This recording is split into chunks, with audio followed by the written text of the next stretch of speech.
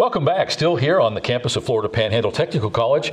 Today we've been talking about the public safety programs and all that are included under that umbrella. Right now with Joe Rozier, who heads up the corrections program. Joe, thanks for taking the time. Hard act to follow. We just had Greg Hutching, director of the overall program here. But I did want to talk to you to see if we can't drill down and get some of the specifics as it pertains to corrections. As I mentioned to Greg just in passing, corrections in general being a huge growth industry, unfortunately, with minimum guidelines for sentencing. We have more and more people being incarcerated. Just this week, they're changing the death penalty rules, which looks like people on death row are going to be there longer. Whatever those exacerbating circumstances, more people being incarcerated, more need for corrections officers. Tell us in a nutshell, what is, when we say corrections, what are we talking about? What are you turning out through your program? Well, when you talk corrections, first thing you think about is care, custody, and control. And our program, we prepare people to get their mindset towards being able to do that. You got to have a knack for it. You got to be kind of a natural, pretty much. And it's not meant for everybody. It's not meant for everybody. Yeah, and as I pointed out to Greg, huge attrition rate. I imagine you see a lot of people, young adults for the most part, I would imagine, go through the program, find out later they just didn't make it very long. It takes a special kind of person. Yes, it does. That's an intense environment, depending on the facility in which you work. Our oldest son actually worked in the federal prison in Marianna. He's an accountant, and worked in the accounting. Had to be certified. Had to go through the standards as pertained to what he was doing. And when there was a lockdown, he grabbed a weapon and he was out there. So people don't realize sometimes how intense that environment is. We've had speakers here locally that have come by in the corrections programs or in the correctional institutes, talking about how these guys have 24/7 to think about how to scam you. All right. And so I would imagine a lot of what you teach is that psychology. A lot of it is awareness. Give us a thumbnail sketch of what a person in your class would confront educationally in the course of your program. Students in our class, we teach them reference inmate manipulation. That's one thing that a lot of officers succumb to. And as you mentioned, there are a lot of individuals that realize down the line that it's not meant for them. One thing we do, we like to take our students on tours of facilities. And there are times we will take them on a tour and we'll come back the following day and there'll be somebody that didn't show up, which is not a bad thing. No. I'd rather somebody realize it's not for them than to go ahead and complete and get into the line of work and save them money, save you time. Save them money, save me time, save them some heartache possibly, due to getting in trouble, because there have been officers to, get disciplined, some more severe than others. Some have been charged criminal violations. So we try to get their mindset in the right direction, and there's a natural weeding out process as well. They have to be physically fit. They have to learn how to fire weapons. They have to learn how to defend themselves. We teach defensive tactics, first aid, CPR, all those high liabilities. So that's a natural weeding out process as well. We've had the opportunity to be at your facility on the other side of campus when they've done taser training. Pretty interesting from a video production point of view. The biggest guys and the toughest guys that say, hit me with 5 seconds, and then they get hit and they're crying like a little baby. Right. Some of the girls I've seen, actually some of the toughest ones to go through, but through your program, they actually have the ability to have that FDLE taser experience that they would have to pay for later in order to qualify, whereas through your part of your program, they actually can get it for free. So that's pretty cool. Right, that's part of the program. Also, they are contaminated with exposed to chemical agents as well. CS gas, is that what you use? Or pepper spray? OC. OC, okay. Yes, sir. An officer to carry a taser, they must go through that. Okay. And an officer that will carry OC spray has to be exposed to it as well.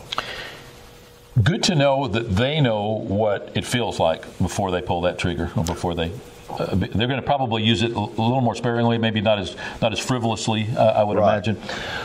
This area, broad strokes, and I know it probably varies widely, but what would a student fresh out of your class who qualifies, who's licensed, certified, gets a job, what would they expect to make in this area? Starting salary, generally speaking, is around $31,000. Really? Yes, sir, around $31,000. How many hours is your class? 420 hours total. How many hours a day do they attend?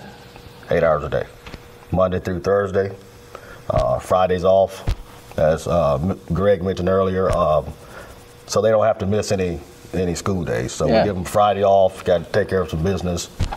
Yeah, 420 hours. 12, 15 weeks, whatever it is, and you're ready to make $31,000 a year. Ready to make $31,000 a year, and the ability to move up is great as well. We've recently had some students to promote, put chevrons on their collar, make sergeant.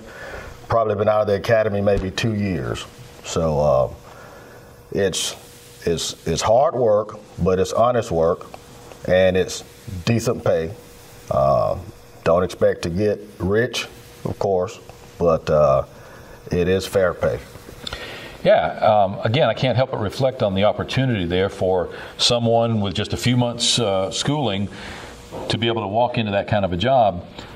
What are your basic requirements for your class? They have to have a GED and take placement tests? High school diploma or GED. They have to take the CJ-BAT test. They have to pass it. They have to be at least 19 years of age to get certified, take the state exam, but they can enroll in the class and not be 19. We have high school students that are in our classes also that take the dual enrollment program, and they can take all of the basic courses. We don't teach them the high liabilities until they graduate high school. Must have not been dishonorably discharged from the military, no criminal record, be able to pass a drug test. Those are the basic requirements. Yeah, and many of those very similar to any job. Right. The dual enrollment is intriguing. We always talk about that here on campus, but at no cost to the child or to the parents. Right. They can come here, they can get all of their prerequisites in the case of your class done. You've mentioned the high liabilities only after they graduate. What would that portion be? If they got everything in except for that part, how long would they attend from that point on to wrap it up? Then they would only have to do firearms training, defensive tactics, first aid, CPR. And how long would that take roughly?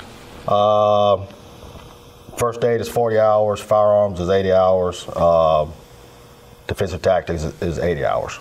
Again, within a couple months of being graduated from high school, you've got a job. Not many kids fresh out of high school making $30,000 a year. That's right. In this area, that's pretty doggone good. We talk about the over 40 degree and certification programs here, Joe, as an alternative to that four-year degree, coming out of a four-year college with $125,000 worth of school debt, moving back in with mom and dad, because truly you're not qualified to do anything at that point. You've got a college degree, but you haven't been really trained to do a job. In this case, a great alternative for someone who knows they don't want to go to college, who's looking for a well-paid job, especially in your industry. They know that they can figure out that they can do that job, and again, hats off to them because somebody's got to do it. Anything else that we didn't touch on? Anything else you'd like to offer? To piggyback on that, what's even great, even the individual that still has aspiration to go to college, a lot of times when an officer is hired at an agency, that agency then will pay for that employee to go to college. So that's another aspect that they can look at. Yeah, and I'm glad that you say that because we reference a lot of the programs here. If you come here and get a welding certificate, and then go to a four-year college, you can weld in the time that you have available to work part-time versus slinging burgers. Nothing wrong with McDonald's. Right. You can make a whole lot more as a welder than you can somebody working in a fast food store. So again, doing that same thing with corrections. Thanks for your participation in the program. Thanks for all you do, providing a huge service. I know you were a little reluctant to come on. You did great. Hopefully you can come back over time. And that's the bigger picture here. Love to have you guys, all of you from Public Safety, come over fairly regularly. Right now we're trying to tout the EMS program, EMT program that's starting up. This is one of the best ways. People do pay attention to these. So thanks for being here, and please consider it an open invitation to come back and tell us what's going on in your classes. Will do. Thank you for having me. Yeah, appreciate it. All right. Here at Florida Panhandle Technical College today, talking to Joe Rozier, talking about corrections. It's not for everyone, but for those it is. It's extremely well paid right out of the box. Opportunities for advancement, opportunities to raise a family here in an area that's relatively inexpensive to live. And again, with that well-paid job with a minimum of training, huge opportunities here at Florida Panhandle Technical College, just one in a series of 40 degree and certification programs, helping you to retool your life, a career in a year. We'll be right back.